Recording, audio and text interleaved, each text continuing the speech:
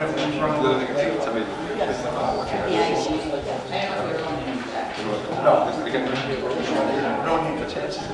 to call this meeting to order.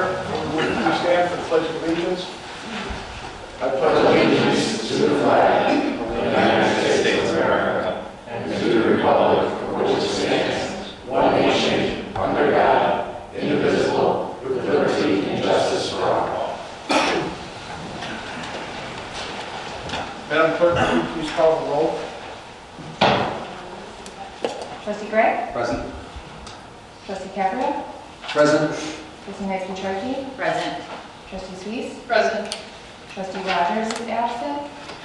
And Trustee Barron is absent. Mayor Yukich? Present. Okay. Are there any amendments to the agenda? Next. Is there a motion to approve the minutes of the October 10th, 2018 Village Board meeting? So moved.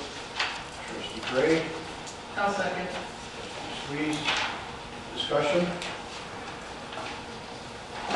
All in favor? Aye. All opposed? I'll abstain. Reports and communications from the mayor and other officers.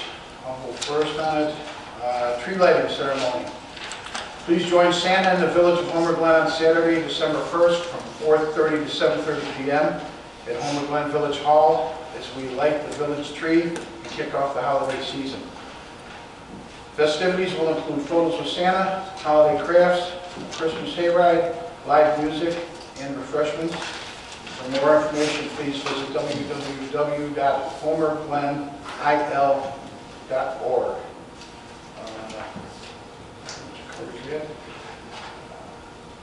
The Board of the Trustees will start with Trustee Gray. Thank you, Mayor. On behalf of the Public Service and Safety Committee, I have three things to report. Public Service and Safety Committee would like to remind all residents about safely decorating their houses.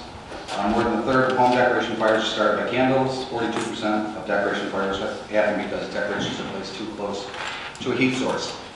Following a few simple tips will ensure a happy and healthy and safe holiday season. We've put two holiday safety information sheets up on the website and on the Facebook page, so residents are encouraged to go there, visit there, and download those. Next, I have, remember that I just want to remind all the residents that there is a parking ban on all village streets within a 12-hour period immediately following a snowfall of 2 inches or more unless the street has been cleared. If your vehicle is found to be illegally parked, it may be towed and or ticketed. If you have any questions about snow plowing during snow season, please feel free to contact the Homer Township Highway Department. It's 708-301-0246. And lastly, the Chicago Bears, Jewel Osco, and Salvation Army have kicked off their annual coat drive.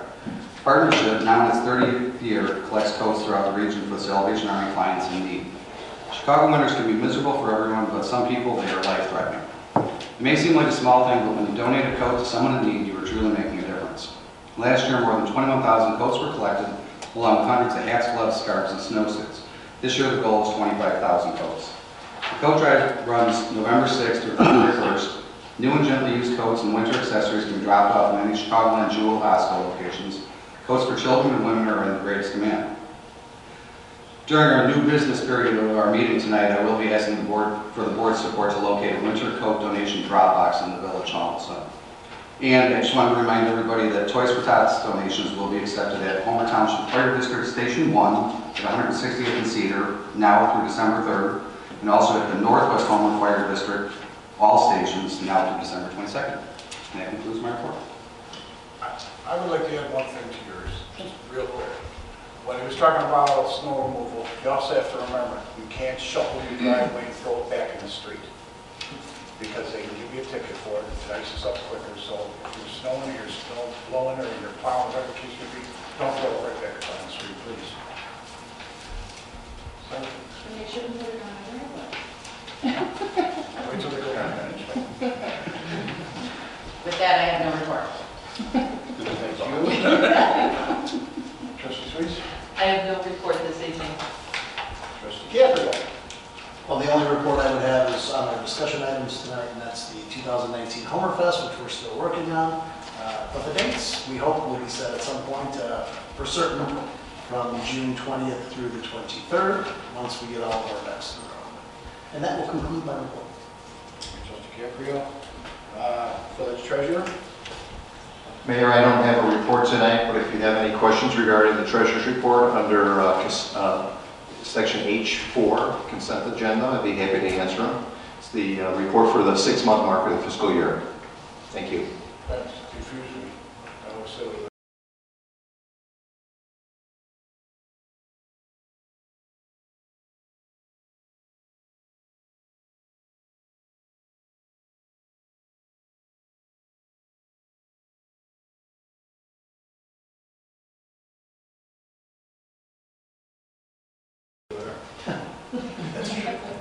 Okay, village clerk. Two things, briefly. The 2019 renewal forms have gone out to the village businesses. Over 550 businesses within the village will be receiving the renewal applications for their registrations. And secondly, the Alexandros Gatsis Family Benefit Fundraiser being held at Uli Agave.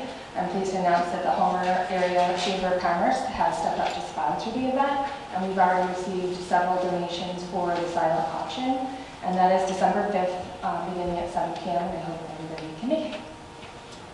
Thank you. Village attorney. No report, Your Honor. Public safety officials. Just a quick one, Your Honor. Thanks, sir. Just a reminder to our residents that, with it getting dark earlier, don't be afraid to call us if you have solicitors at any time, day and night. They have to have a permit. If there's a question if they have a permit or not, don't be afraid to notify the sheriff's office. We'll be glad to check that out. And these days, it's a way to check and see if somebody's home or if they're not home. Anything suspicious at all, don't be afraid to call us. And also with the icy roads and inclement weather, just a reminder for everybody to slow down, take your time. It's better to get there late than to get injured on the way. And that's all I've got, Mayor. Excellent. Thank you. Village manager. No report. Public comment.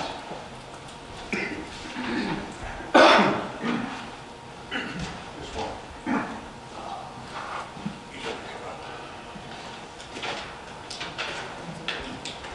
John Coy.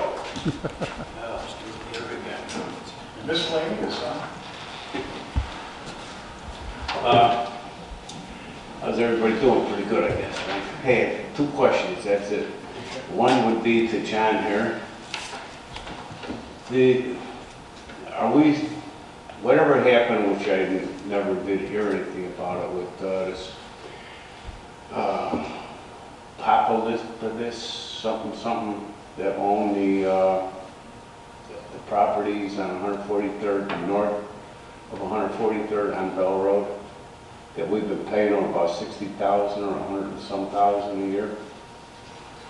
Their contract was supposed to be up. So Yes, it was. It is up. We paid the last payment last December, I believe. We were making biannual payments. It was an incentive agreement for them to come into the village. They were not in the village. They were sales tax producing, so it was a win-win. With that agreement, it's completely paid in full now.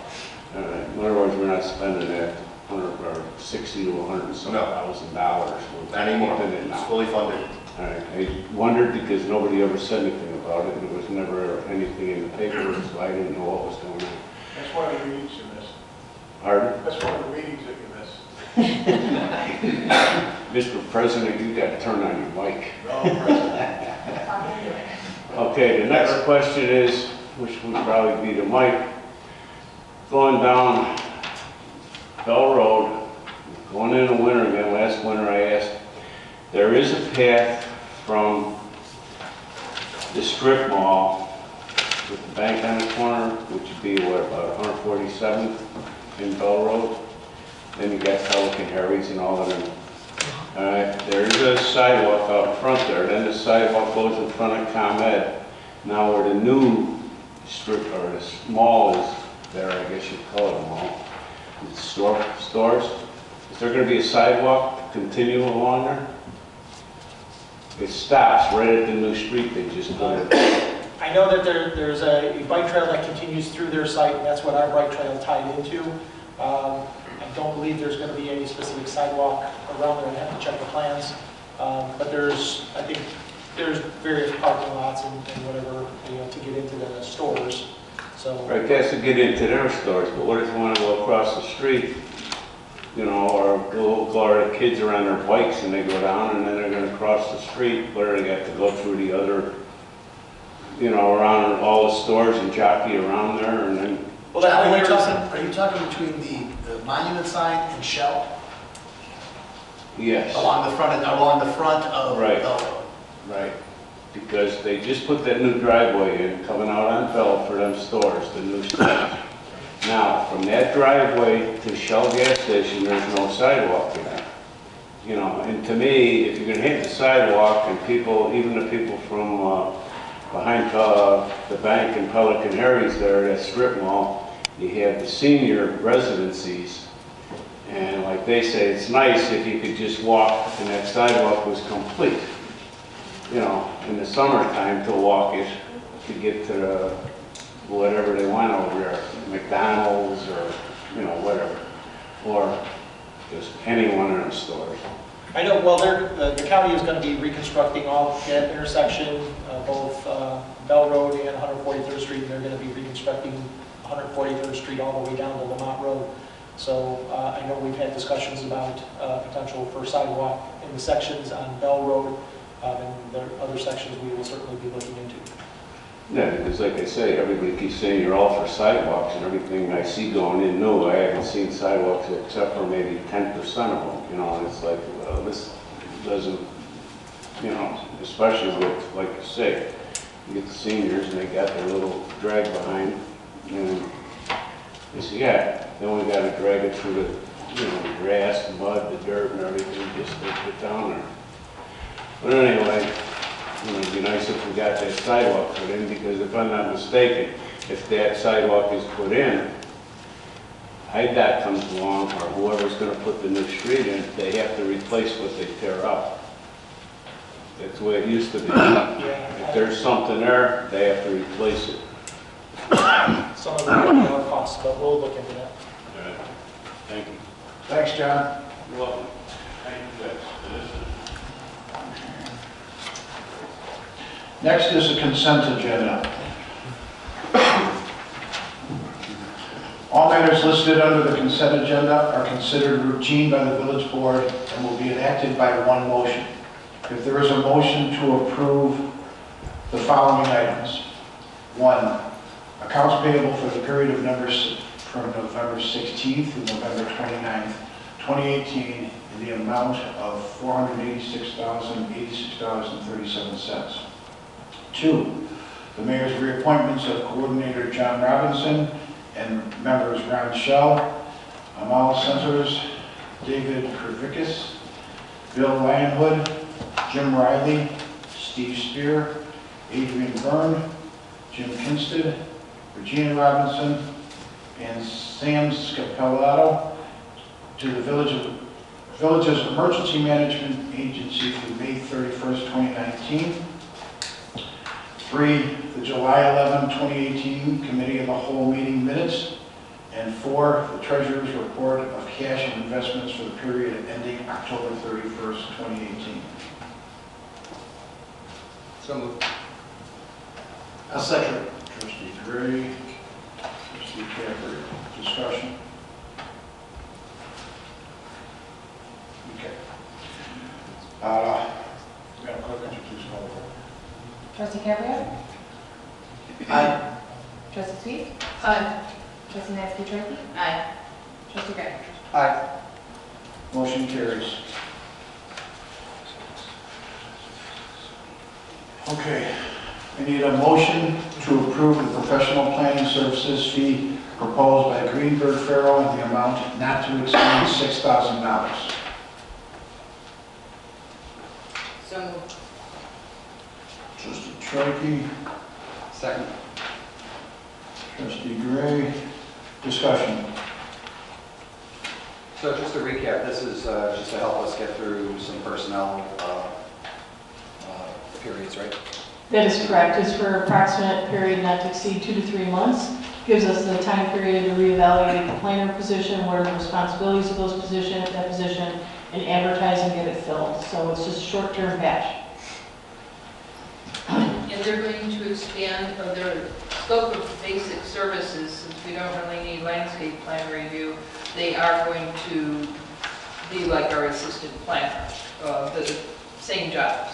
Yes, they are. I spoke directly with them on the phone, and they indicated that is the case. It is planning in particular. And I'll give you an example. I talked to BJ Gotti earlier today. The planning consultant is needed to assist in the review of development projects, zoning cases, outdoor lighting plans, appeals to exterior materials, and building sign permits for compliance with zoning regulations. So that would be a traditional planner who will be helping us. So does that mean, because previously we've had, why are they doing the lighting plan? Because we've had Farnsworth doing that. So are they taking that over? I wouldn't expect them to take over. If it is something that Farnsworth is already doing, then we would continue to have Farnsworth do that. I guess the only question I have is, this is for a period of 2 to 3 months, correct? Yes, How do we base that? I mean, that's the approximate time period. I mean, I think we're going to be able to fill the position in about 2 months. I'll defer to Heather. but they're obligated up to 3. Up to 2 to 3 months and not to exceed. And if we, for some reason, got very busy and got near that $6,000, then I would be coming back to you to increase that dollar amount. I think that's what my question was. Yeah. Sorry. I didn't ask for that. Thank you. Are there any other comments on?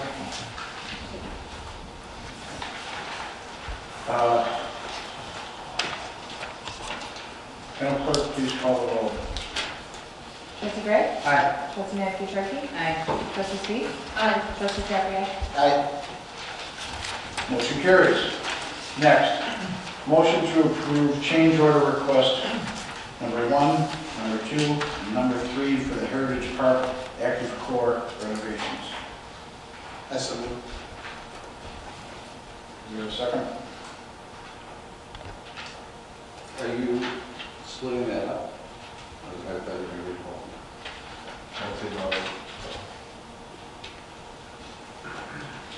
Do we have different things?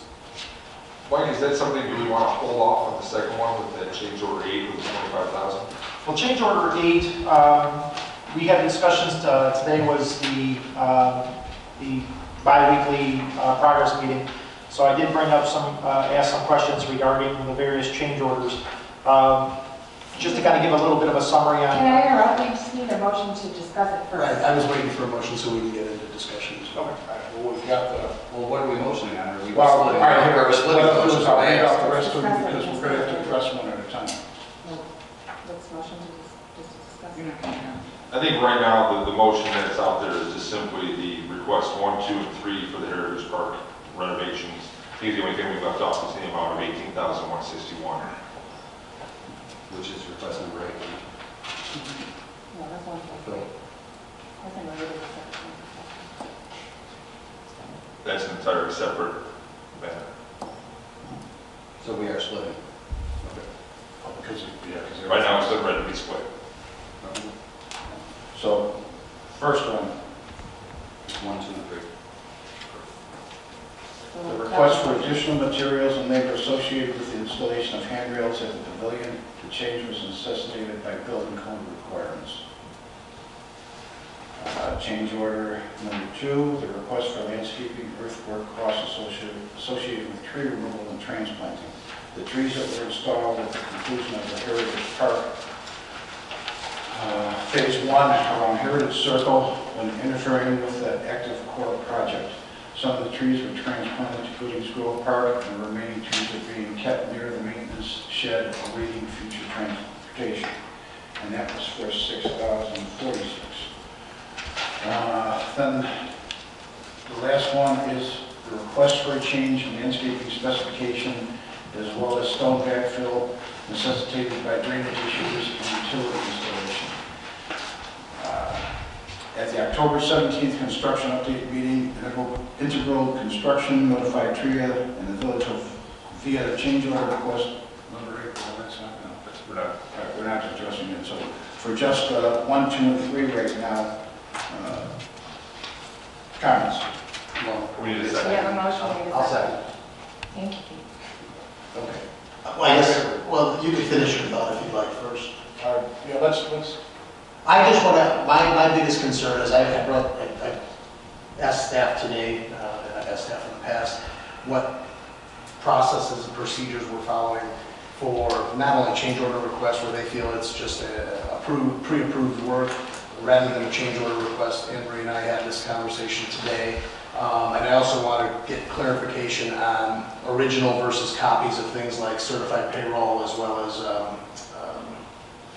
waiver of liens. And so I just wanted to open up for discussion on that. And then that dovetails into there's information that's missing that, so that's why I sort of wanted to get into discussion.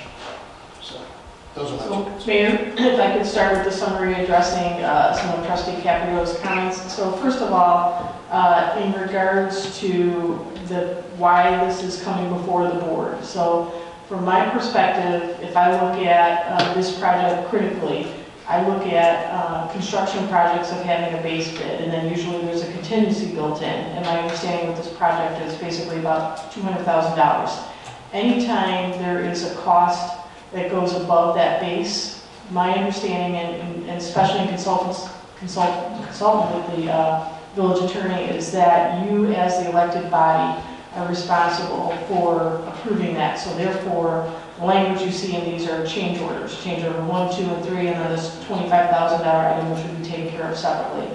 So I think fundamentally, when this project was begun, after speaking with TRIA, I think TRIA viewed that $200,000 as part of the project, and whenever there was a cost, they would draw it down. Now, we're here tonight because we want clear direction from the board whether my interpretation is correct and viewing these as change orders that need to come before you each and every time. So Mike can clearly articulate what change orders 1, 2, and 3 are. So that's part 1. So part 2 then, my conversation with Trustee Caprio centered then on the payouts. So these are the payouts that we've had 3 payouts to Integral or to TRIA for the Active Core project. And these, for the sake of the audience, come before Administration and Finance Committee as a recommendation that comes to the board. So with the first payout that we had on this project, it was recommended by the committee and then ultimately approved by the board to not require those waivers as before the check was issued. Subsequently, since payout number 2 and payout number 3, those waivers have been required. So payout number 1, the check has been issued to the contractor. Payout number 2, the check has been issued to the contractor. Payout number 3, the village is holding it until we receive those waivers. That has not happened as of yet. Per conversations this afternoon, the recommendation I would make to this board and the direction that I've heard from some of you individually is you do not feel comfortable releasing that check until the village is in receipt of those original waivers, all the original documentation, which we will do moving forward. So we would not release check number 3 until we have all that documentation, the original documentation from us. Typically what would happen is Integral would submit those waivers and they would be reviewed by TRIA.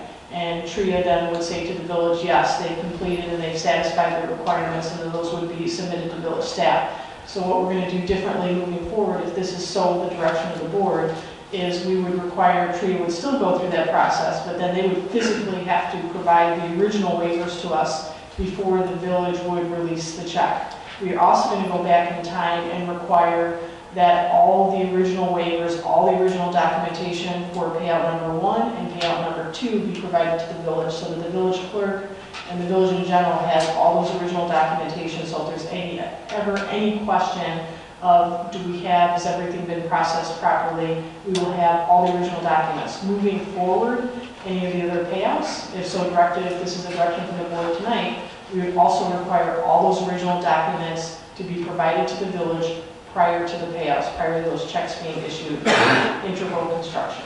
So that's kind of a summary. That's a long-winded answer to, I think, 2 of the points or 2 of the questions you raised earlier, Trustee Caprio.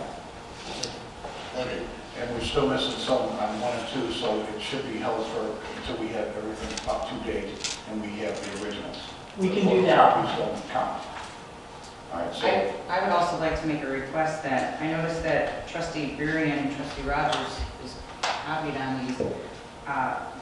Being the chairman for the Parks Committee, I feel that I should definitely be on here. But if I'm in it, we might as well just have all of the trustees, so we all have notification of this prior to our packet is given to us. And if Absolutely. there's any further meetings amongst TRIA and any other trustees, I feel that we should all be notified in advance.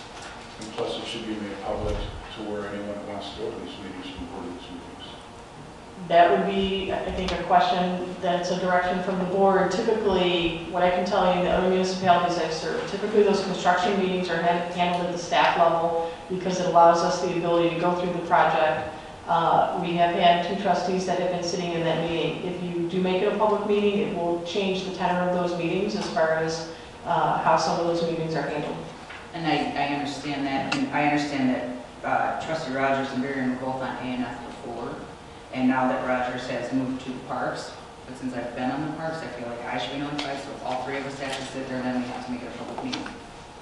I understand, I mean, the other possibility, and this would be something for you to discuss with the mayor, is perhaps, I mean, you can have 2 trustees attend that meeting without it being a public meeting. Who those 2 trustees are is that's up to the elected officials. If you want to have it a public meeting, we'll have it a public meeting.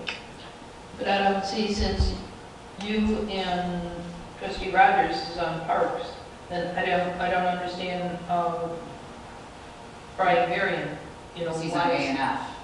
He's not on He's on A&F. No, he's on From CEE, right, he's not on A&F. So that's why I was kind of curious too, because we just found out, you know, these meetings, about these meetings, so, or it should alternate, so trustees can see what's going on, you know, alternate. Absolutely. Or at Right. least get updated.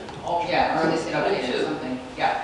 And just as a background, so, and I'm gonna look to Mike to correct me if I misstate this, these 3, what they called RFPs, 1, 2, and 3, as well as the $25,000 for change order number 8, were discussed literally 2 weeks ago. After that meeting, I put in a call to the village attorney because I raised the question at the meeting as we started to get into these costs. I'm like, who has the authority here to approve this? Because I had already read the purchasing policy and did not believe that any of us, whether it was an elected official or an appointed official, had that authority. Because when I look at these 1, 2, and 3, I'm not looking at them individually. I'm looking at them collectively of what is the total. So then based upon the consultation with the village attorney, I decided to add these to this agenda. So I don't even think this went through A&F because this went so quickly, is that when I recognize that these are indeed change orders, in my mind, that has to come to you for approval. So you saw these, this hasn't been around very long, you're seeing these pretty fresh. So as soon as we get this, as long as my interpretation is correct, that I'm viewing these as change orders, if you view these as change orders, when we get these, we'll bring these either directly to this group, or we can route them through A&F, whatever direction you so provide. Well, I think it's important to view them as change orders personally. Just because if we give them a not to exceed $200,000, I will guarantee you that at the end of the change orders, the price will be $200,000. I would much rather see them individually. It's a little more work on our part, but it's better due diligence, and I just think it's more prudent that we know that. So. And I have questions on the change orders too, like say, for example, and since I was not part of any of the meetings, so maybe this is a basic question, but like say, for example, on change order 1, where they're talking about handrails for the pavilion, you would think when they were doing the architecture on that, that would be automatically, okay, if it's that high up, you're going to need something, and now we're being charged a change order. Doesn't seem right. And I'm going to ask our development services director or our building director to explain, because I think this was a direct outgrowth from the building.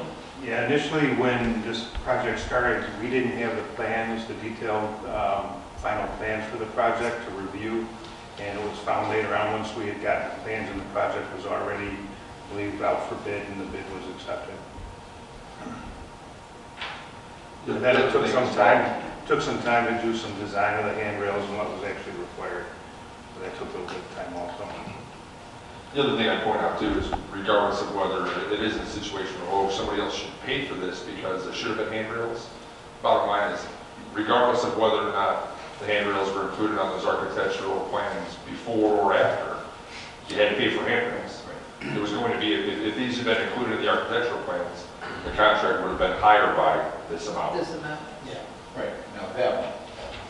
Okay, and then let's say, okay, for number 2, okay, if, you know, it's my understanding that TRIA was involved in Heritage Park from the beginning. So how did these trees get planted in the wrong, you know, in front of active core, and then they had to get transplanted and taken out within a short period of time? You know, it's like in the case like this, we're being penalized for that. Well, because I do believe, Sharon, in a few meetings you had asked these questions, are these trees in the way, they don't need to be removed, they don't. I remember you asking these questions, so it's kind of like being told one thing and then having to come back and repay for something we've already tried to make sure of. And move some of them to put it gross, so we lost them. So these are the questions that I would have on the 2 is if, I understand the handrails. No matter what you have to do, you have to supply them for to fill the safety codes. But when you come to the trees right now, that is something we didn't have to do if it was looked at in the first place. And from my understanding of some of this is we have one that's an observer, they observe, and the other one inspects. Well, who does what? Because you got like 2 people. What had occurred was obviously the trees that were installed there were part of the phase 1, the original Heritage Circle construction. Those were obviously originally on the approved plans for that project. They were installed by the landscaper for that project.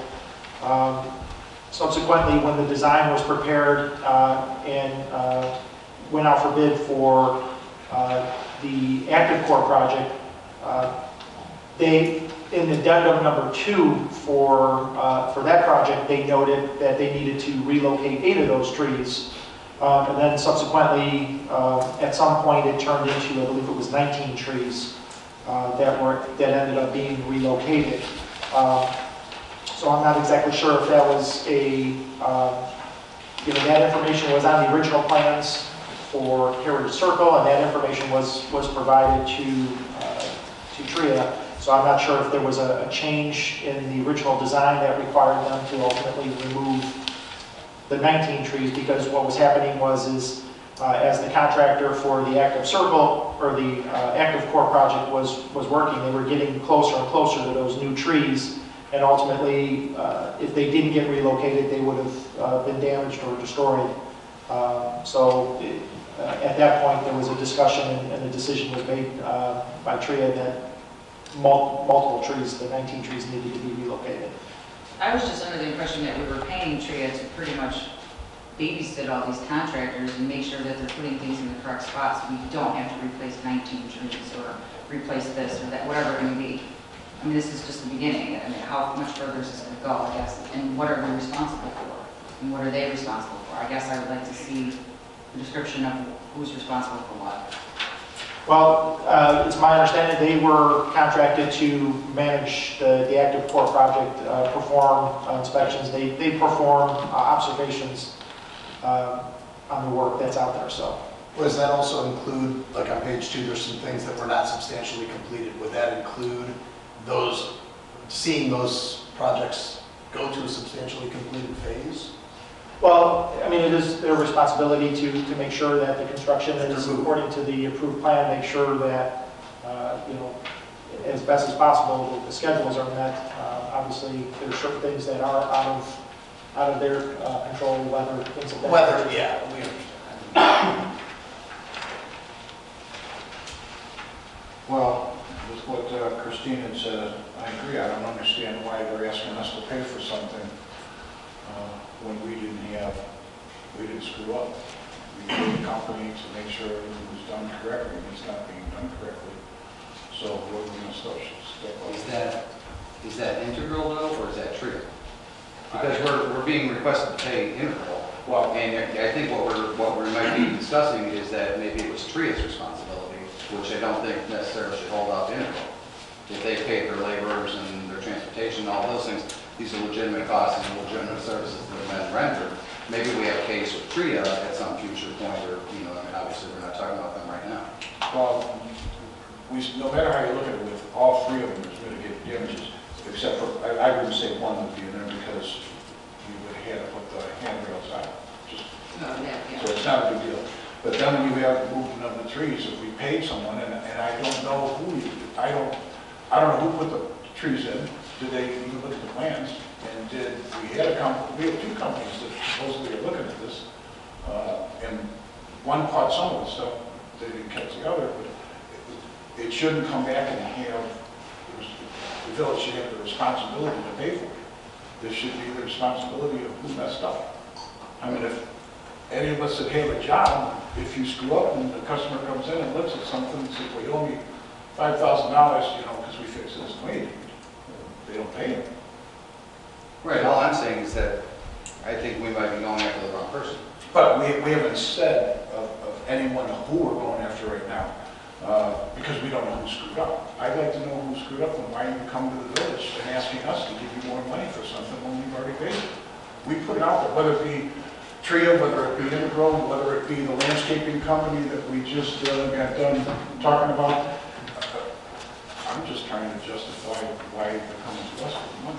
I mean, I know I had a baby and all, and I missed a few meetings, but I mean, who approved this anyways? Who approved them to, because I mean, like I said, I wasn't even notified that there was meetings going on, and I would like to know when someone makes a mistake such as this amount of dollar, I think we should all be notified, and, you know, it should be discussed amongst us, a meeting, and say, this is what happened, this is what we need to do, or should do, or, you know, it should be a discussion. I don't even know who approved this. I agree. Do you know? No. So we approved for trees to be, like, moved, relocated, but nobody knows who, you don't know who approved it? Do we know who moved the trees in the first place? And they were actually, what had occurred is because when it, like I said, originally the contract required or included the relocation and replanting of 8 trees, and then that turned into 19 trees. What we ultimately did to try to get this resolved is facilities manager John Robinson actually had his crew and his staff place the trailer over there. The contractor for Integral dug up the trees, put them on John's trailer. John relocated them to their facilities by the maintenance facilities there. Several of those trees they actually planted at the Goodings Grove Park. So, But my question is, who approved it? it was conversations back and forth. It just happened. We Yes. just took it amongst ourselves to do this, and now we have to fork over a bill? No, I think what happens when we have the construction meetings, there are some of these changeovers, things have to be done. For example, the handrails. This has to be done. So Tria, probably staff, will say, go ahead and do it and submit a change order. So And that's why- staff would okay this? Probably, That's staff or Tria. Okay. And in terms of saying, okay, if this has to be done, let's get it done, submit a change order. And that's why I think, as Anne Marie pointed out, it's important to get it to the board then, at that point, to say, okay, this had to be done. Here was the cost. Now, you guys can take a look at it and say, is this something that should be paid through contingency? Because it was maybe unforeseen, or these things happen, or is it something that you look at it and say, who's responsible? Is there somebody that should be held? Is this something that somebody made a mistake, somebody screwed something up, and should we be held financially responsible? Obviously, it had to be done, but whose fault is it? Well, we're going to run into those emergency situations all the time. Exactly. But we should be notating those situations so we can talk about it at the end of the project. Correct. Exactly. But I think that anytime something like this comes up, you can't bring every change, or you can't simply say, hey, we need to get guardrail or handrails on here right now. Okay, let's get a special meeting so you can tell the board about what's going on. I think that you need to be able to be nimble enough to say, get the work done, and then we're going to sort out who's responsible for it. And what- at a later date. and what was What's the happening? dollar amount that the staff is allowed to approve?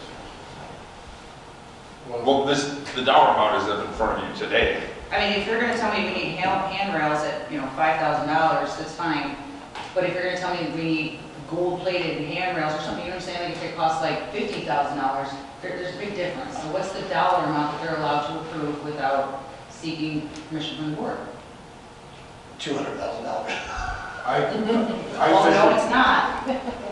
well, what they should have done is real simple, and we're going to change them that day in the first place. So they should have gotten of someone here, because I don't know if I like the idea of someone else spending the village's money Because if tree is going to go ahead, because someone mentioned that tree has said that, all right, go ahead and put in a change order. Well, if it's a change order, we have to look at it to see if we want to change it. And what the lawyer said, we also want to make sure that we're finding out, I mean, are we going to pick on them? No. I mean, the handle's a no-brainer. But when certain things are screwed up and you're paying for them, then you're saying, well, here, we screwed up, but we need more money. Well, there's got to be parameters. So, and exactly, so But isn't that what the $200,000 in contingency is for, is so that you have some money built into your budget so that you can on the fly adjust to those things? Because like I said, we don't want to stop construction. We know we had two tight timelines we were trying to hit, and they were just trying to react to situations that they were crossing as they came upon them. I mean, obviously, like number 3, or 8, I'm not really sure which one it is, about the, they're getting into the ground, they're finding excess moisture down there, and then that's precluding them from doing work. So they need to remediate that first. So you have to react quickly to that in order to be able to do the paving and hit the timelines. Now, I know we're not hitting the timelines, and I know we're short on the paving, but I think that that's, if I'm correct, that's what the $200,000 kind of buffer is in there for. Now, I agree wholeheartedly with what Trustee Troy is saying, can you spend all 200 grand of that if somebody just walks in and says, I'd like to do that? Right, that's, I think, the details that we're saying we need to figure out what is our path forward on that. These issues have already taken place, and we need to fix this, but going forward, right, where's our comfort level? So a couple of things. So number one, there are some decisions, that's why these really are construction meetings where they're going through the construction, that there are some things that can't wait that they have to do on site. So something that may cost $1,000 that day, if you wait 2 weeks to bring it to the board, may cost $10,000 because it's the economy of scales as far as what equipment do they have on site. So the decisions that are made through that construction meeting of what do we need to do. The other thing, I think the separate issue then is with some of these is who should be responsible. So I will use an example that hasn't yet come to you, is the restroom facilities. So one of the items you're going to see is there's currently one restroom facility on site. There's still another one that has to be delivered. That the placement of where that restroom facility went is not in compliance with the Americans with Disabilities Act. So now there has to be a sidewalk that has to be modified to be able to access that bathroom. The question that staff asked during that meeting is, who's paying for this? Because that was a design, in my mind, that's a design issue. So that is not, my recommendation to you is that the village should not be paying for design error that should have been caught by someone who designed that plan. But when we have to move something or move a tree or install something, we have to do it in a short time period, that is something that happens during the construction of a project, and we have to be able to move quickly. The reason this is before you is for the very, very reason that you just articulated. I do not believe that I or any staff or anybody sitting at that table has that authority, which is why we're being transparent. We're bringing as much information to you as possible on these so you can look at these and decide how you want to act on them. But that's where the project manager comes in, correct me if I'm wrong. And they should have some ability or authority to approve $1,000 this day, this minute, we need it done. Or emergency situations. Emergency situations. But I don't think we have those parameters in place. If I have a comment on that, the contract the construction contract with Integral gives for minor changes that don't change the contract sum, which is the full $2.6 million total, those can be approved by the architect. So those $1,000 things that pop up, whether it's on site or at one of those meetings, the architect, that's in one of, I think, section 7 of the contract with the contract. But it still would be nice to notify whoever is paying that $1,000 before they just say, we need $1,000 for what we need $1,000. And then we could cut a check and, we're not saying that this is something that shouldn't be paid if there's problems, but notify someone. Well, we can't have every $1,000 bill come back to the board. I get They it. don't need to come Yeah. back to the board. They could come to someone here, they could go to Mr. Baber, they could go to, beautiful people, John's out there, Mike's out there, just to justify what they're hitting us up for. Well, I mean, I think they can come to you, and you can disseminate the information, not to give you more work. And Mayor, what I could suggest is moving forward, since one of the issues is the weather and the winter that's now here, is when this project reassumes in the spring, I would suggest adding an item to the agenda so that every board meeting, we can update you as to what are the issues or what are we seeing in the field as construction continues on, probably in April, I think is when we're looking at the next continuation. And they're also not working out there right now, so the need to approve the $25,000 because there's moisture in the ground. We're going to have moisture in the ground until next spring, after it's done rain. I do think I will defer to Director Savage, but I think that there was some cost incurred at this point on the weatherization or winterization. Yeah, it's my understanding that there was kind of a twofold. Is that number 8? Yes. Because we're not, I mean, we're still on 1, 2, and 3, Okay. so. Right. We're just kind of dancing No, I know, around because but- we're going to talk about just a heads up to us. That's all I'm looking for. Give me a heads up, not 2 days before or 3 days before. Yeah, I agree with that, but I mean, let's not discuss 8 until we get to it. Perfect.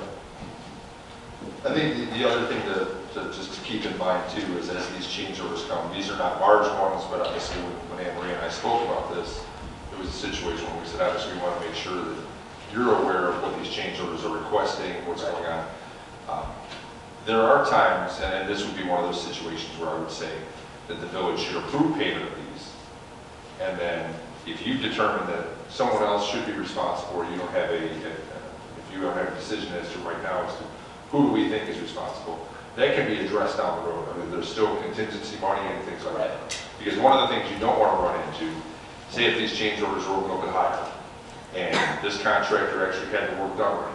They had the handrails installed, they did all this stuff, and this board decided, you know what, we don't think we're responsible, so we're not going to pay this. Now what happens is these subcontractors walk off the job.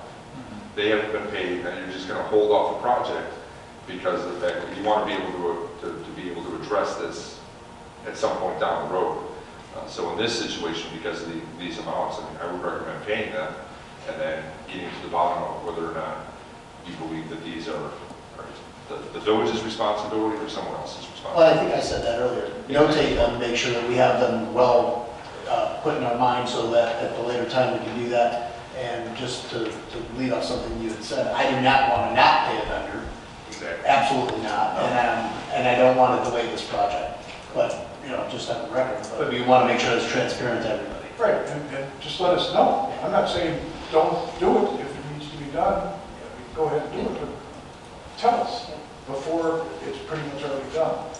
Right, I think also we need to make sure that if there, and there will be these types of things over, like you said, and about construction items that we're doing, is that we do note those items that we think might be, you know, challenge. Right, we might want to challenge at some future point, and we make sure that none of those exceed our holdback at the end, so that we have some leverage at the end. I know we always have like 10% at the end, and we slowly, you know, release that, but we want to make sure that anything we have in our potential challenge bucket doesn't outweigh our holdbacks.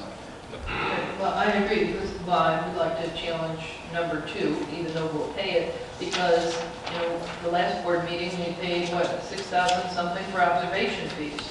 I mean, so it's, you know, I think we have to question that at a later point in time. Okay, so just to clarify, what are we voting on again? 1, 2, For keeping 1, 2, and 3. 1, 2, 3, and the total amount of $18,161. And if we feel that any of these are something that should be gone after, then we should start keeping track of it here, because I'd like to know at the end of the day, how much did you spend over with mistakes? Yeah, we all do. So, We have all the documentation for 1, 2, and 3 if required. The waivers, Yeah. we have the copies of 1 and 2. We do not have 3 yet, but we are going to get the originals for 1, 2, and 3. We're confident we'll get those. We will get them, we yes. have to have it checked as a Well, everybody's to check this. Well, we won't, so if we approve it, we won't release that check until. not till we have. Oh, that's what my question is.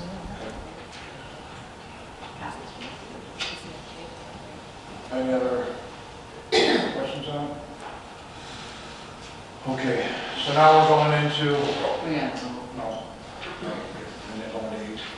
All right, Madam Clerk, please call the roll on 1, 2, and 3. Trustee Gray? Aye.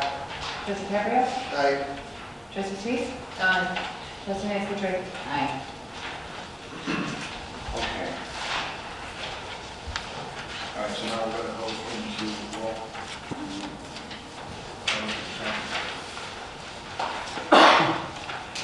okay. Is there a motion to direct Integral Construction to proceed with time and materials not to exceed $25,000 to fulfill change order number 8? I so move. I'll second. Okay, bring it in, trustee Schlesman. All right, well, here's the only thing that if they're having a problem with moisture and that's what they're trying to fix, they're not really working on it, so it's something that we want to pay them for as well. At today's meeting, like I said, we did have some discussions regarding numbers 1, 2, and 3, and then of course number 8. What number 8 was for is kind of a twofold thing. First, part of the funding or part of the change order was for undercuts for parts of the bike trail and then portions of the tennis court and possibly the pickleball court as well. And what that happens is you don't know until you start excavating and you start, getting down to, the base. You do at times come across soil that is poor soils. It's not, the clay is not strong enough to support the bike trail. So what you end up doing is you excavate out a certain portion of that and you put in a heavier stone and then kind of work your way up. And basically, so you're bridging over those soft areas. And that's typically, you will have that in various projects. It doesn't always happen, but fairly often it does happen. We've had it happen on the roadway here and the bike trail over here as well on phase 1 of the project. So that work has already been done, and I believe that was approximately about $11,500 was spent on that work. I believe some of the other work was related to, because by the time they got to the point where they were getting close to paving, we were getting more rain. It was saturating some of the tennis courts and the pickleball court. So what the rest of that stone or funding was potentially going to be for is to excavate out some of those wet areas that had, that were saturated from the rain, put in stone so that they can get it paved this year. Obviously, the paving didn't take place this year. The paving plants are, at this point, they're closed or just about to close, so nothing is going to take place. So on the remaining portion of that, I would certainly recommend that we can hold off until next year in the spring. Take a look at those areas once we get to a point where construction can begin again. If those areas are able to dry out, then we might not need to do any additional work. They might be able to be strong enough where they can just pave at that point. Well, then, this is a little confusing in here, then, because if we approve the request on a basis of time and materials not to exceed $25,000, a request for proposals has not been submitted for the change order, therefore an exact price is unknown. According to TRIA, less than half of the work has been completed due to weather issues. So we should pay a lot less than half of this. If they say they completed half of the work or less than half the work and they don't know the exact amount. It's just not to exceed. Yeah, well, at today's meeting, like I said, when I asked, how much of that has been completed, it was about $11,500. And the wording of that 25,000 is just based on what the initial request from Integral was to TRIA. That was the time material to exceed 25,000. Obviously, that's changed due to the weather, but that's why that is the language that you see in that. Well, see, what concerns me though, well, it says TRIA approved the request not to exceed 25,000. Does that I mean, that has to come, well, it is coming to the board, but what authority and what price range or level do they have? I mean, it seems like, oh, okay, I can approve 10,000, 5,000. We don't know that either, do we? So if I can jump in, you said that we've already spent about $11,500 of that $25,000, is that correct? Correct, that's what we were So informed today. in work that as they were going along and excavating, while weather was still nice, they came across these issues and they just took it, they not took it by themselves, but they just went ahead and remediated them and just kept going, and they asked TRIA to keep track of that, approve that on a time and materials basis. So of the $25,000 that we're being asked to approve as a ceiling, 11,500 is already spent under change order number 8 that doesn't exist yet. I know that the RFP does not exist. And you're saying that basically they're shut down, so the other 14, 13, 5, while if we approve this, it would be available to them. But right now, can we just say that they're done for the season, submit RFP 08 in for 11.5 for us to consider paying that, and then we'll revisit the rest of it next year, like you said, once it might be a moot point. That's something that can certainly be done. And what I would recommend is that we're using the approximation, but let's say it's $11,900. Right, whatever the amount is, right? Yeah. But let's get an RFP like we have here for whatever the current amount is that has already been spent, like we've just discerned on 1, 2, and 3. These are monies that have already been spent, and now we're just trying to play a little catch up. Yeah. We're going to have our act together a little bit better in the spring, and there won't be any money authorized at that point. We will be starting fresh.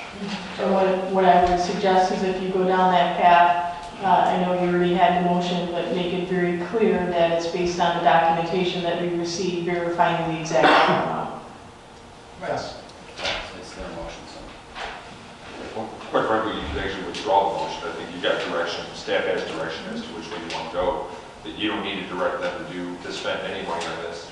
You're directing them to get you a change order, provide you with a change order for the work that's been done. Right, And don't do any more work related to this. Right, and I just want to be clear, what I'm saying is that I'm okay with paying the money that we have already spent, but we need the documentation that backs it up, and so we can improve that, so. Agreed. So I can rescind my motion. I would prefer to rescind my motion then. Withdraw. Or withdraw, sorry. You would second? Yes, I do. Okay, is there any other discussion on that? Madam Clerk, please close withdraw. Motion to withdraw. Also, we don't have to do anything on that, sir, we'll discuss it. Okay.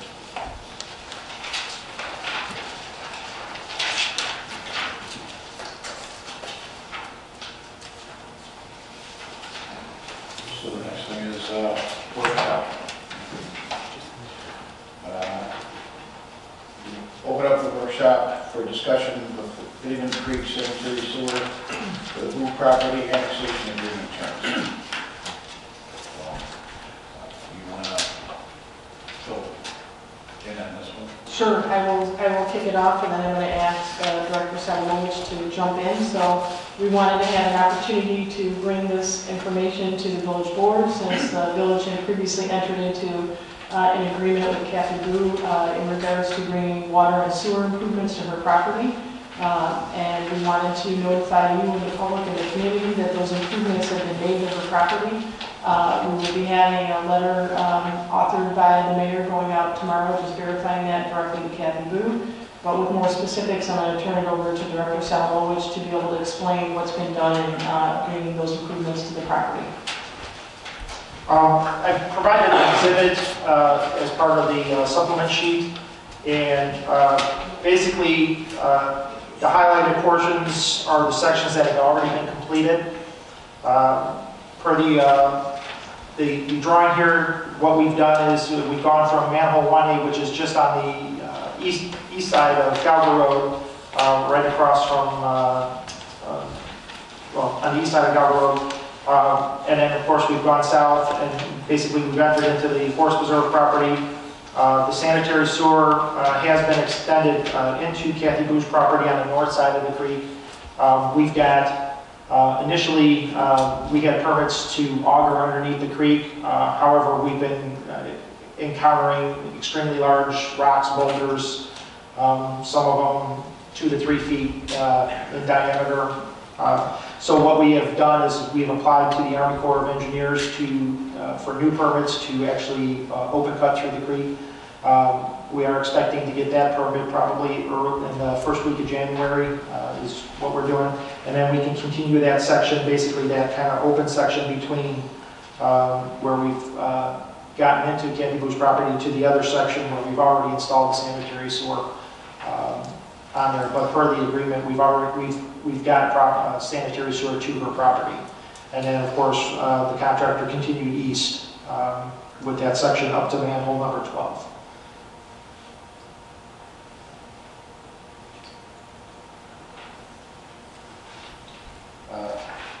Village Attorney, does that satisfy our agreement? I mean, it's, if I'm getting that correctly, it's there, but it's not functioning? Well, I mean, anything can tie onto this. There's obviously, we have that gap to finish, and then of course, we're waiting for a metering manhole that Lockport had required. That'll be installed probably first, second week in January. Is that fiberglass one that we're waiting for? Is that the one that we're waiting for the? Yes, rest of it? yes. I think we're in good shape with the agreement. We're in a situation, the agreement was general enough that the sewer improvements had to be constructed by sometime in December. It was like, as per the agreement. And at this point, the sewer improvements have been constructed, they are at her property, and at this point, the letter that the mayor is getting out actually says, now we want to sit down and talk to you about sewer hookups. Because at this point, there's nothing, We don't know. they don't know, we don't know the intention, where we want sewer hookups, those kinds of things. So the property owner is in a position right now to hook onto the sewer anyway. But we've met our obligations under the agreement, so, and that's the key. And I've talked to her, told her exactly what's going on, told her that we wouldn't have it till the first or second week of January. She's absolutely fine with it. She can't do anything right now either because we're not ready. The deal's still not solid on the sale because they were trying to get IDOT to give them a cut in, and that's not happening yet. So I called up Kathy and talked to her and her husband and filled them in where they're at, and I said, as long as it's done, we're fine. So we drafted a letter that will be given to her tomorrow. And like I said, we talked to her I think twice today. So everything's over. So anything else on the sewer end of it? No. Okay. Second one, discussion regarding a proposed intergovernmental agreement between the Village of Glen and Homer Township for the co-sponsorship of the 2019 Homer Community Festival. I would like to take it off right now. I had time to talk to Pam for a little bit today to get this dialed in, but she had to go into some meetings, and when she got out, I had to. So we already decided we'll talk tomorrow because we didn't know what time this was going to get done tonight. So that will work out. We just have to tweak it a little bit. What will work? The agreement for the intergovernmental agreement. They're not, as it stands right now, we're going to be talking to Pam, and they would be a sponsor, not a co-sponsor. They would be a sponsor. We will be in control of it, but we still need an intergovernmental agreement for us to use the property, and they still have some employees from the township that are involved with the festival committee, so we want to make sure they're covered. And if everything goes good, I'll have it finished. Can I just add one thing to that? Sure. I think it's important for the record that we understand that the IGA is strictly going to cover what I call property, equipment, and people from the township's perspective of whatever we may use that they have that they need to.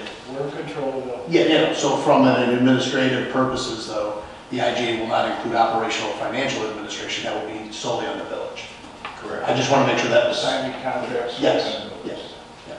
And it's probably important to note at some point when we do have this full discussion that we have to understand the cost ramifications, the budget, the receivables that would come in to cover that budget, and all the trustees, well, not the majority of the trustees need to be comfortable that we're going to have full exposure to the 2019 festival, but we'll also reap full benefit to the 2019 festival.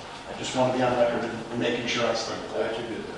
Yeah, I want to reiterate that it will be all on us. We have been given a layout of the budget, and those numbers are a little weird because it's a weird venture because the beer vendor, we only pay for beer if we sell it. We have a 4-day green out, we don't sell any beer, we don't buy any beer.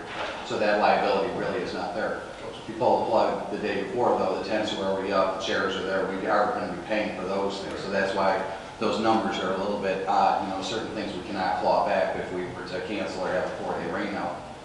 Other things would never come to fruition. But certain things, and when we voted on our October 10th minutes at the beginning of this, there was a portion in that that said, it referred to the Ace Pyro contract for the fireworks. And we were trying to get ahead of that to lock up that date, and that was back in October when we were trying to lock up the date for the Ace Pyro as well as the carnival.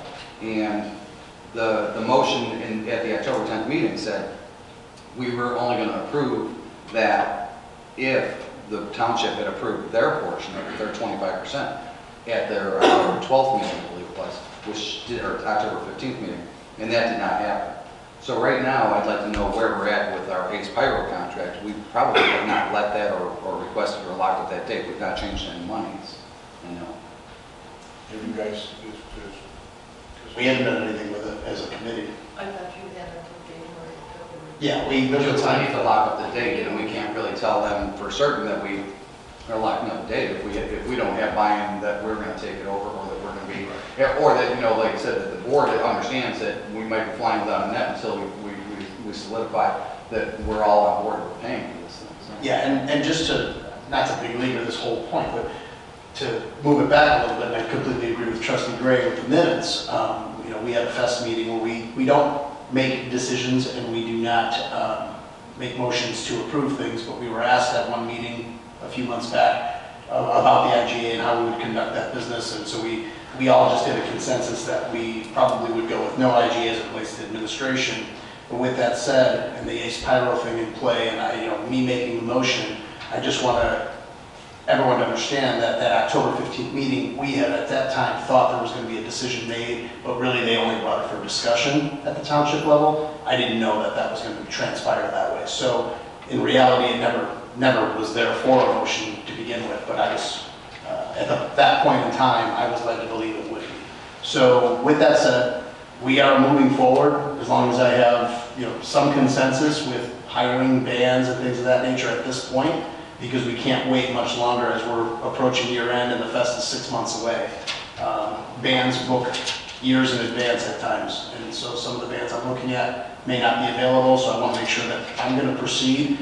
We will not be in any contract with the bands until we counter sign them. So really, they're just out there, so I have dates locked up, and then when we countersign them, that's when they actually go into effect. So, Yeah, I would like to move toward having an action item on our December 12th, yeah. where we vote to approve whatever, you know, the township puts forth. If they want to just be a sponsor, like we have sponsors right now, Meyer, things like that, they sponsor tents and stages and things like that. If that's their involvement, that's great, but I'd like to have an action item for our board to move on, at least getting behind the fact that we are taking over ownership, exposure, responsibility for this, and that the whole board is comfortable with that, and we lock that in so that Trustee Caprio and I can be doing certain things, as well as the rest of the committee, you know, trying to talk to vendors and ads, things of that nature. So. well, like I said, I'll see if I can knock this thing up tomorrow. I tried getting it done today, but just not enough time today. Yeah, I think we're good for December. I agree. That'd be an important item. And you're good with the fireworks contract, that you're not going to lose that date if this thing is signed? I'm not positive. I think I'll have to look into that tomorrow. I don't think so. John Robinson might not know. Were you with Commissioner DeVivo when talking about Ace Pyro or not? We can look at the contract. I mean, we talked about it briefly, but they didn't, they talked about the date. He said that the date was still available at that point, but they were waiting for, you know, decisions to be made, so. Well, the only decision that we have right now is for the township. And I think that they'll help us with it, they just don't want to be a part of this responsible. Well, the bigger decision is the trustees all agreeing that we're right at the exposure. And once we got that okay, then we're full steam ahead. Well, can they take a consensus thing we had over here tonight for discussion, so this way if they need to speed something up, they can? I don't think I think December 12th is fine. Yeah. Unless Anne Marie calls me tomorrow and says that Ace Pyro was last month, then we're done. Well, I think we need to understand it, like if it's going to be on an action item in December, I think it still has to be the action item and a little bit input, like if Sue was going to give us like a workshop, I think we still need to have a base, even though so we all understand Well, it. can't we have it for discussion and action? Yeah, well, it doesn't have to be a workshop, just in-depth discussion. I agree, because there's two people missing that are here. Okay. I believe, I mean, what I hear you saying is, number one, have a discussion item, but number two, you want an action item confirming the full support of the board to move forward with the fest, having the township as a sponsor and not, 25%. yes, Partner. yes. Well, that's not full support, but the majority. Yes, yeah, thank you. Okay, And so we'll provide detailed information because I know the committee has been working on a draft budget, so we just had the discussion on active core. That's something that the full board may want to have or may have a comment, because if you're going full in on the fest, you want to know all the expenditures that are going to be associated with it. Yeah, I want to make sure that that's part of that whole, so. Yes, we'll have that part of the packet, For the December 12th meeting, or the December 12th meeting, correct? which is my birthday. Just wanted to make note. So you won't be. Actually, it's all of December. She just keeps. Okay, any other discussion on that? Is there any old business? Is there any new business? Yes, Mayor, as I mentioned in my opening comments, I wanted to ask for the board's consensus about setting up a winter coat donation drop box in Village Hall. Trying to reach out to Salvation Army and do this in conjunction with them, and it will be for a defined period of time. I'm not really sure what their typical defined period of time is, if it's 2 weeks, 3 weeks, something of that nature. Don't we already have a place that we're bringing the coats in? We do right now for It's Jewel right now, right? Jewel is a place where you can do it for the Chicago Bears thing, but I just want to try and, since we only have one Jewel in the village, obviously, to give another place for drop-offs and to promote it on our website and our Facebook page, that we would be offering up the Village Hall as a donation drop-off place. Again, I think it's a great idea. I think it's a great idea. okay, thank you very much. Okay, is there a motion to adjourn? Aye. I'll second. All in favor? Aye. Opposed? Meeting is adjourned.